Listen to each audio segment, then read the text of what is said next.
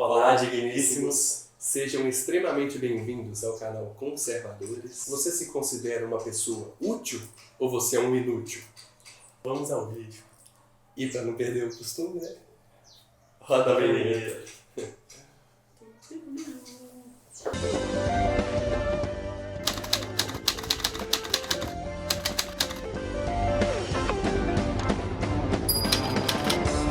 Então, digníssimos, por que falar desse assunto, né, de utilidade? Tem a ver um pouco com boas obras, com altruísmo, né? Por que a gente realmente deve ser útil? A gente deve servir. Isso tem consequência só para os outros, para quem a gente está servindo? Ou isso tem consequências também para nós? Né? Para o nosso eu mesmo interno, para a nossa satisfação?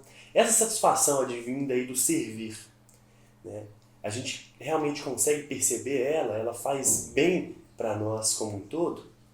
Isso que a gente vai se propor a discutir a partir de agora. Então, pessoal, para ilustrar e exemplificar um pouco a questão da utilidade, eu vou usar um exemplo aqui de casa, né? A mamãe foi descer as escadas da casa do meu irmão Wesley e ela torceu o pé. Quando a gente foi ver, o pé estava quebrado.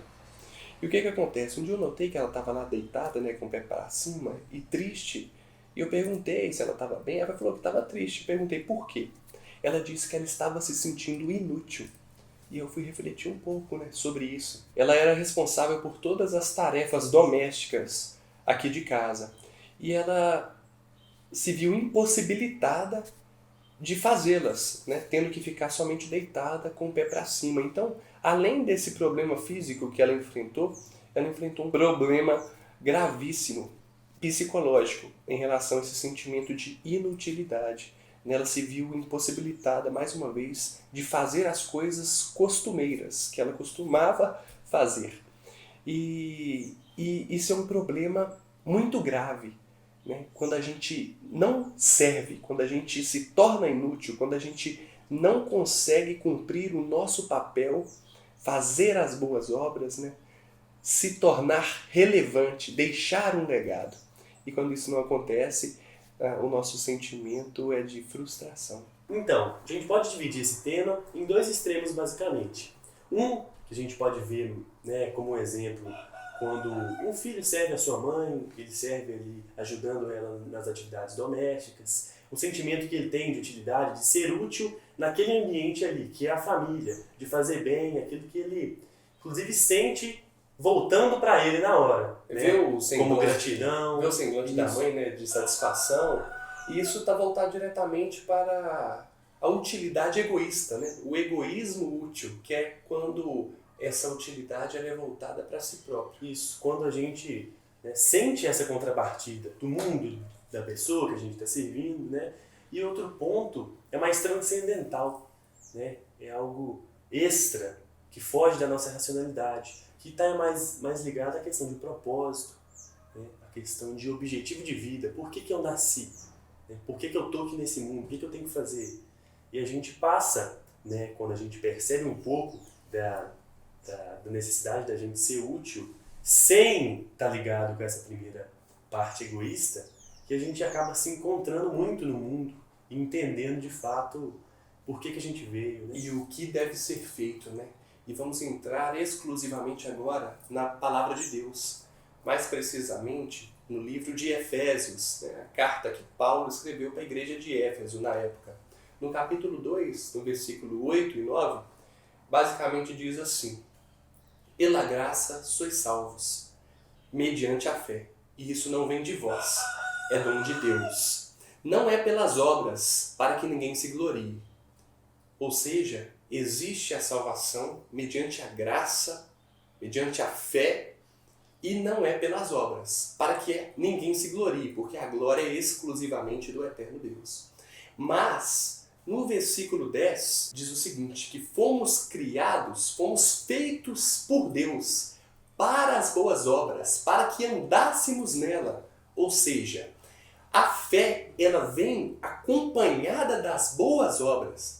Não tem como ter fé em Cristo, né, ter a consciência da salvação de alma, se não existir as boas obras, porque ela está diretamente ligada à fé. Ainda que ela não seja um critério, uma condição para a salvação, ela acompanha. Então você pode ter boas obras, e pode não ter fé, mas não existe uma fé sem boas obras. E a utilidade, o que a gente está falando de obras, está diretamente mesmo ligada ao amor. E a gente vê aí no meio coach, inclusive no meio cristão coach, né, muito se falando em amor próprio.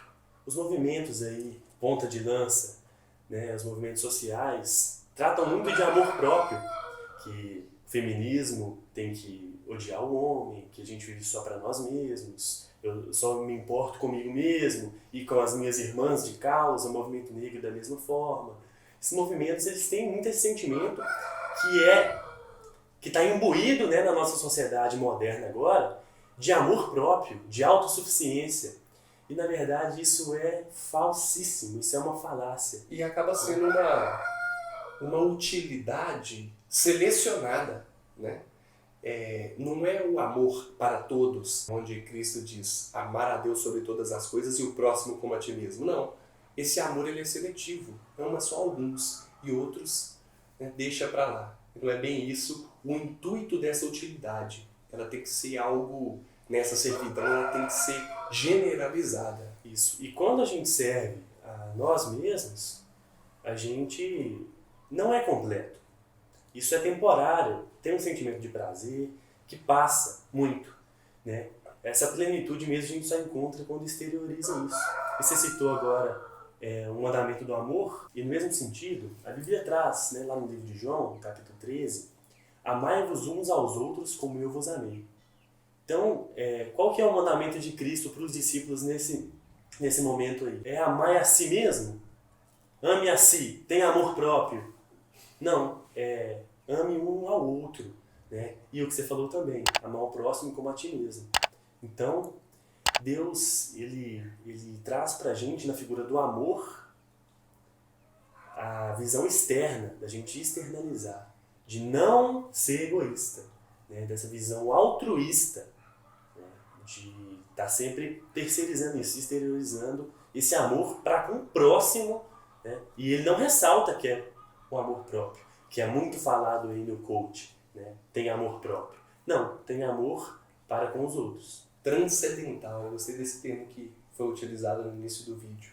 É algo que vai realmente além daquilo que a gente consegue ver e sentir. Nesse mesmo sentido, nós temos a ideia de o homem ser um ser social, né? Um ser sociável, ser incapaz de ficar sozinho, de estar na solidão, de ser realmente um egoísta aí ao extremo. Eu digo que a força, o motor humano, né, o que nos move mesmo, tá muito ligado a essa capacidade que a gente tem de criar laços, de fazer amigos, socializar, de pertencer a alguma coisa, né? E o próprio filósofo grego Aristóteles, ele disse uma vez: quem encontra prazer na solidão, ou é uma fera, ou é Deus. Então a solidão ela é muito complexa. A gente viver sozinho, não se relacionar. E como a gente faz para se relacionar? Sendo útil, servindo. Ninguém vai querer ficar perto de um bosta, de um merda, né? De um cara que não gera frutos, que não faz o bem, que não é agradável. que não tem responsabilidades. Responsabilidade. Né? Adultos que com mais de 30 anos, às vezes ainda moram com os pais, né? Vocês vão me desculpar, mas já passou da hora de cada um adquirir as suas próprias responsabilidades, andar com seus próprios pés. E ainda, né, tratando mais da questão financeira, o foco não é realmente morar com os pais ainda, porque a gente sabe como que a vida é difícil, né?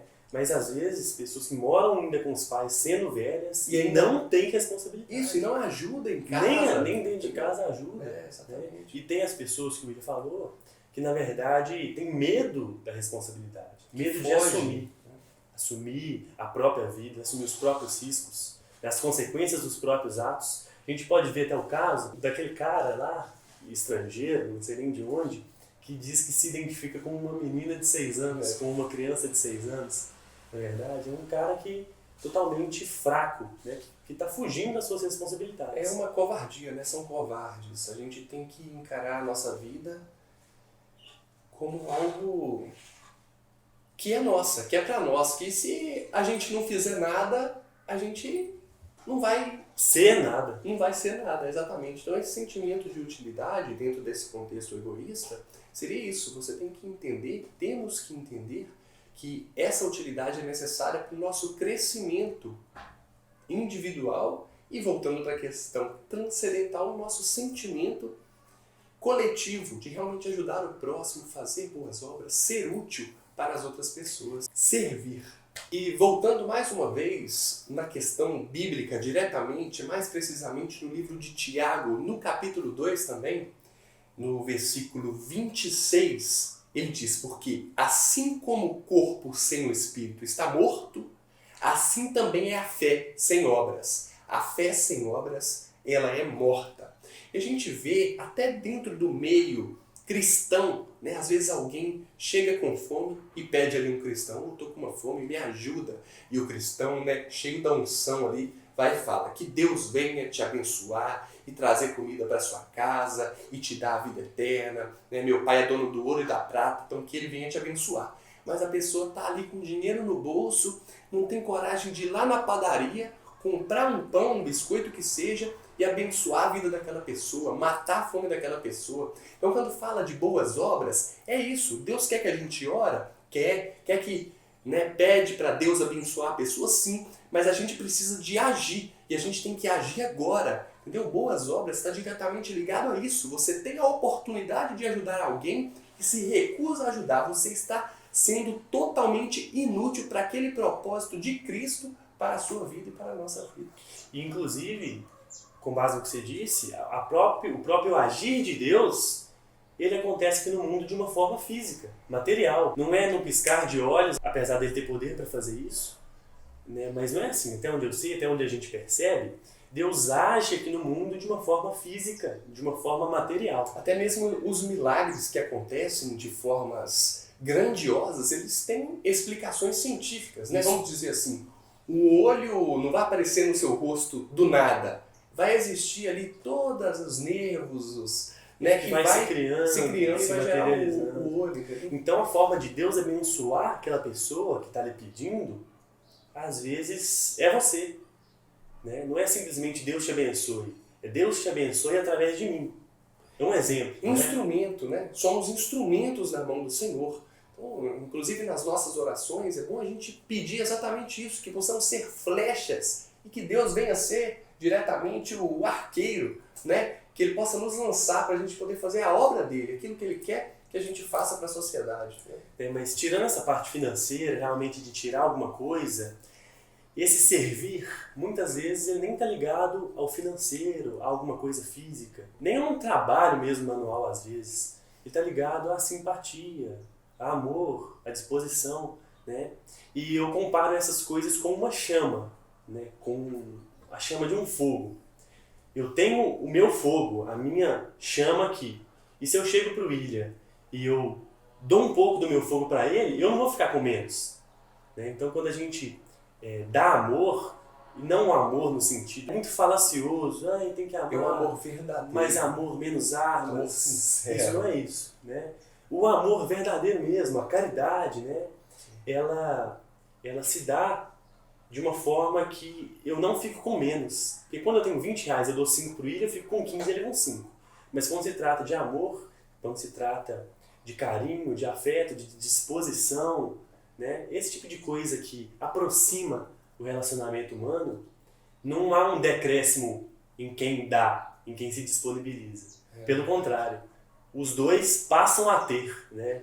Isso só cresce, não tem prejuízo. E como já dizia até Tião Carreiro aí, né, grande poeta da música sertaneja, sertanejo verdadeiro que eu estou falando, né, que diz que uma coisa puxa a outra. E é a verdade, a gentileza ela gera gentileza. Né? A gente ajuda uma pessoa ali e ela acaba ajudando também outras pessoas. Eu já presenciei isso, às vezes eu dou a passagem para alguém no trânsito e lá na frente ele dá a passagem para outra pessoa, também entrando na frente dele. Então, coisas simples. São coisas simples que fazem a diferença, né? Que nos tornam realmente úteis. E essa forma da utilidade, de servidão, de deixar um legado, né? De construir algo, a gente consegue fazer isso até através da multiplicação, através de gerar filhos, né?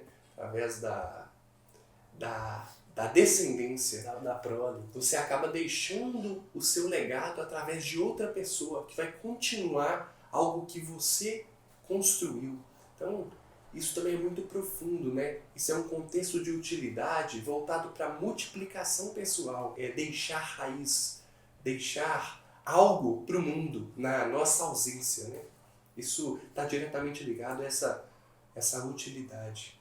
E no sentido geral, de obras, de trabalho, a própria Bíblia diz novamente, né? O trabalho dignifica o homem.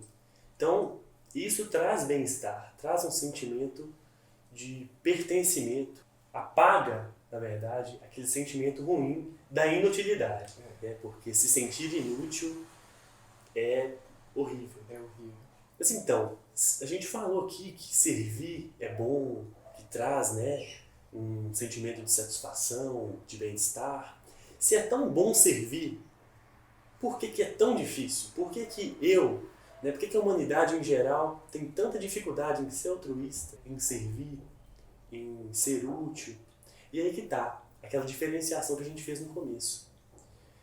Nós temos aí o altruísmo, a gente pode chamar de altruísmo egoísta, que é quando eu sirvo para sentir essa satisfação, para ter aí algo de volta, ter uma contrapartida do mundo, da sociedade, da pessoa que eu estou servindo. Isso aí, na verdade, não representa as boas obras puras, não. Isso não é uma utilidade pura, porque ela está baseada no meu sentido. Me sentir bem por aquilo que eu estou fazendo. E o verdadeiro altruísmo, a verdadeira utilidade, ela está justamente ligado a algo que nos transcende. Não está ligado de forma nenhuma ao que eu sinto, a minha satisfação por estar fazendo bem. Isso não passa de um egoísmo. Eu estou sendo bom para parecer bom, para ser bom, para chamar atenção, para satisfazer um desejo que eu tenho aí, de ser o bondoso. Acaba sendo, não se trata disso. O objetivo acaba sendo algo em troca, né? Totalmente diferente daquilo que Cristo fez, que foi o tempo inteiro servir, sem adquirir nada em troca. Então a gente vê que é só pela graça, né? Que não tem isso. O próprio sentido de graça, ele representa isso, é não querer nada em troca. E isso não traz satisfação, isso não traz prazer. A gente fazer o bem, né? A gente ser útil, a gente servir nesse sentido, não traz esse prazer para mim, prazer para minha carne, a satisfação, o sentimento de olha como eu sou bondoso. Isso não traz. Mas é aí que está o verdadeiro altruísmo. É aí que está a verdadeira utilidade, o verdadeiro sentido de servidão. Simplesmente porque aquilo é o certo, porque é o moral, porque é o ético. E que tudo seja feito para a honra e glória do nome do nosso Senhor Jesus. Então ficamos por aqui. Esse foi o vídeo de hoje. Mais uma vez, foi um prazer ter você aqui conosco, que ficou até o fim do vídeo. Isso. Se você gostou do nosso conteúdo, se inscreva no nosso canal, curta, compartilhe esse vídeo com mais alguém. Sinta à vontade, né? Comenta, interaja com a gente, dê sugestões de tema. E é isso. Deixamos de ser inúteis.